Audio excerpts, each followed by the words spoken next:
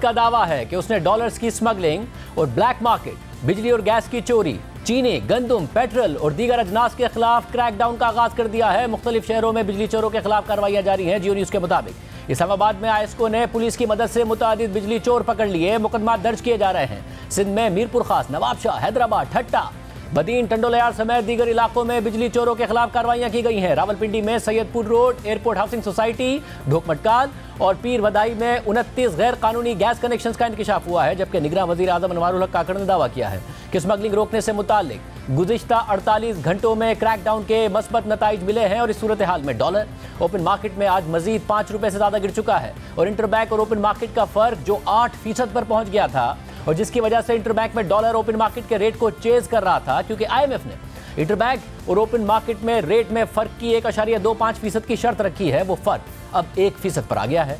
पहले open market में dollar का रेट बढ़ने की वजह से इंटरबैंक में भी बढ़ रहा था और अब ओपन मार्केट का रेट गिरने की वजह से इंटरबैंक का रेट भी गिर रहा है और आज उसमें 2 रुपए 4 पैसे की कमी देखी गई है और डॉलर 304 रुपए 94 पैसे पर बंद हुआ है। इस वक्त मार्केट में ब्लैक में डॉलर का कारोबार करने वाले अंडरग्राउंड हो गए हैं। खुद एक्सचेंज कंपनियां मोहतात हो गई हैं और कल स्टेट बैंक ने बी कैटेगरी की एक्सचेंज कंपनियां खत्म करने का ऐलान कर दिया है। कमर्शियल बैंक्स को एक्सचेंज कंपनियां खोलने की इजाजत दे दी है और ए कैटेगरी की एक्सचेंज कंपनीज के लिए सरमाए की शर्त 20 करोड़ रुपए से बढ़ाकर 50 करोड़ रुपए कर दी है। और इस सारी सूरत हाल में डॉलर मुसलसल गिर रहा है, मगर सवाल फिर भी उठ रहा है कि क्रैकडाउन के जरिए कितना अरसा ये सब किया जा सकता है। दूसरी तरफ अब वाज़ेह नजर आ रहा है कि 14 सितंबर को होने वाले मॉनेटरी पॉलिसी इजलास में 1.5 से 2% की शरह सूद में मजीद इजाफा हो सकता है, जिसे पहले से बुलंद तरीन 22% की शरह सूद में मजीद इजाफा हो जाएगा।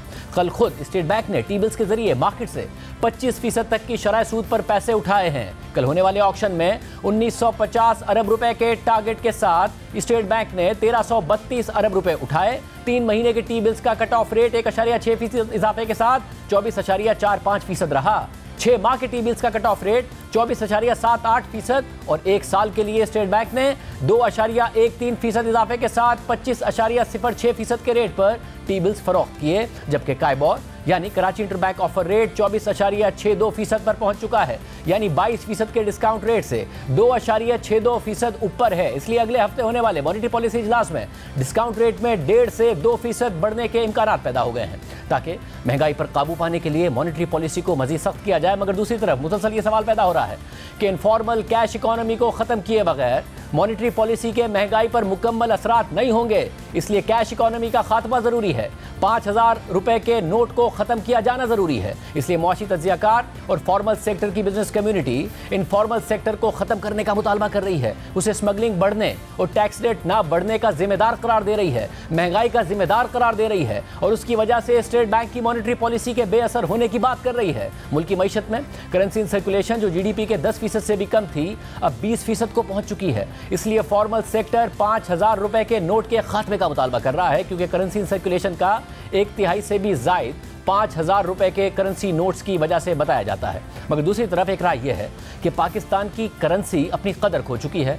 5000 रुपए मुश्किल से $16 बनते हैं, तो 5000 का नोट खत्म करने से कुछ नहीं होगा। और आज सोशल मीडिया पर एक जाली हुकूमती नोटिफिकेशन को वायरल कर दिया गया कि हुकूमत ने 5000 रुपए के नोट के खात्मे का ऐलान कर दिया है और आवाम के पास 30 सितंबर तक की डेडलाइन है कि वो बैंक्स में जाकर अपने 5000 के नोट के बदले मुतबादिल नोट ले लें। और फिर निगरान वज़ीर इत्तलात मुर्तज़ा सोलंकी ने ट्वीट किया कि यह झूठा नोटिफिकेशन है। हुकूमत पाकिस्तान ऐसे झूठे नोटिफिकेशन फैलाने वालों के खिलाफ कार्रवाई करेगी। इसके अलावा ज़राए वज़ारत तवानाई के हवाले से जियो न्यूज़ ने आज रिपोर्ट किया है कि मुल्क भर में दुकानें और कारोबार मगरिब के वक्त बंद करने की तजवीज़ है और इस तजवीज़ पर 1 अक्टूबर से 15 फरवरी तक अमल दरामद का इम्कान है और चारों सूबाई हुकूमतों को इस पर अमल दरामद करने का कहा जाएगा। इस हवाले से बिजली बहरान पर काबू पाने के लिए कानून साजी का मुसविदा तैयार किया जा रहा है और इस तजवीज़ पर अमल दरामद के लिए तमाम चैम्बर्स ऑफ फेडरेशन और ताजिर तंजीमों से मुशावरत शुरू कर दी गई है। मगर इस हवाले से माहिरीन मईशत में इख्तलाफ पाया जाता है।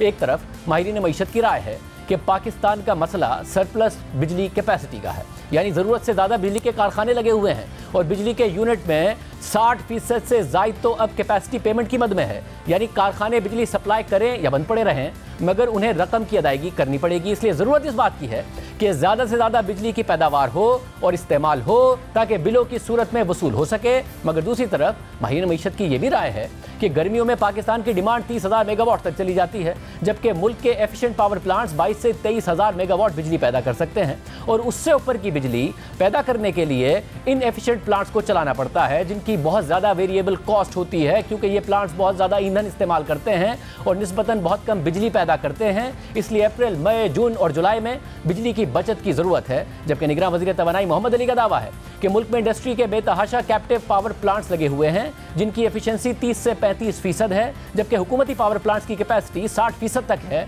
यानी कैप्टिव पावर प्लांट्स जितनी गैस में बिजली का 1 यूनिट बनाता है, उतनी ही गैस में नॉर्मल पावर प्लांट 2 यूनिट बनाता है। इसलिए उनका कहना है कि हमें कैप्टिव प्लांट्स की सप्लाई को चेक करना होगा। यानी हुकूमत इंडस्ट्री के कैप्टिव प्लांट्स को गैस देने के बजाय उन्हें ग्रिड से मुंसलिक करके बिजली पर मुंतकिल करने का प्लान बना रही है। बहरहाल हुकूमत इकदाम कर रही है। और जियो न्यूज़ के ज़राए के मुताबिक IMF ने बिजली बिलों में 200 यूनिट वाले सार्फिन को आर्जी रिलीफ देने की तजवीज़ मान ली है। बिल किस्तों में लेने पर इत्तफाक हो गया है। तकरीबन 40 लाख बिजली सार्फिन को वक्ती रिलीफ मिलने का इम्कान है। 400 यूनिट तक बिजली इस्तेमाल करने वालों सारिफीन को रिलीफ देने की तजवीज़ मुस्तरद कर दी गई है।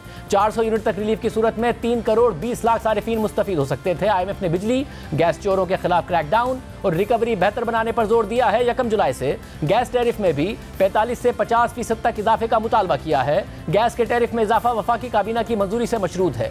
किस्तों में वसूल करने की हतमी मंजूरी भी वफाकी काबीना देगी। यानी मौजूदा निगरान हुकूमत के पास इसके अलावा कोई ऑप्शन नहीं है कि वो गैस के टैरिफ में 45 से 50% इजाफा करे। दोनों गैस कंपनीज को 657 अरब रुपए के शॉर्टफॉल का सामना है और IMF अगले रिव्यू से पहले किसी भी वक्त हुकूमत पाकिस्तान के साथ ये मामला उठा सकता था। अब खबरें आ रही हैं कि उठा दिया है। कानून के मुताबिक ओगरा की तरफ से गैस की कीमत के तयन के बाद अगर हुकूमत 40 दिन में मतलूबा एक्शन नहीं लेती तो ओगरा खुद गैस की कीमतों का नोटिफिकेशन जारी कर देगा। और यह कानून IMF और वर्ल्ड बैंक की हिदायत के बाद ही बनाया गया है। मगर ओगरा की तरफ से गैस की नई कीमतों का तयन किए हुए 3 माह से ज़ायद गुजर चुके हैं, जिसमें उसने गैस की कीमतों में 45 से 50% का इजाफा किया था, मगर अब तक इस इजाफे का नोटिफिकेशन जारी नहीं किया गया है। गुज़िश्ता हुकूमत बगैर नोटिफिकेशन किए ये बोझ भी निगरान हुकूमत के लिए छोड़ गई थी। ओगरा ने SNGPL के सारिफीन के लिए 50% और SSGC के सारिफीन के लिए 45% गैस की कीमत में इजाफे का तयन किया था। और IMF चाहता है कि हुकूमत गैस सेक्टर के 1700 अरब रुपए के गर्दिशी कर्जों से निपटने के लिए हिकमत अमली अपनाए, जिसमें से गैस सेक्टर के गर्दिशी कर्जे 1300 अरब रुपए हैं। ऑयल एंड गैस के टोटल गर्दिशी कर्जे 1700 अरब रुपए हैं। यानी ज़राए के मुताबिक एक तरफ IMF 200 यूनिट तक बिजली के सारिफीन को रिलीफ देने के लिए तैयार है, तो दूसरी तरफ हुकूमत से ओगरा के फैसले पर अमल दरामद करते हुए गैस की कीमतों में इजाफे का मुतालबा कर रहा है। गुज़िश्ता दिनों हमारे प्रोग्राम में साबिक चेयरमैन FBR शब्बर ज़ैदी ने कुछ दावे किए थे, कुछ मुतालबे किए थे, वो देखिए। अगर चीफ ऑफ आर्मी स्टाफ को कोई चीज़ करनी है तो वो कल 3 चीज़ें कर दें। मैं कहूँगा कि हाँ वो आगे बढ़ रहे हैं। वो मार्केटों को 6 बजे बंद करा दें, वो बड़ी गाड़ियाँ 2000 सीसी वाली 6 महीने के लिए बंद करा दें, वो एक्सचेंज कंपनियों को बंद कर दें, वो 5000 नोट का बंद कर दें। फिर मैं मानूंगा कि हाँ जी तब्दीली आ गई है।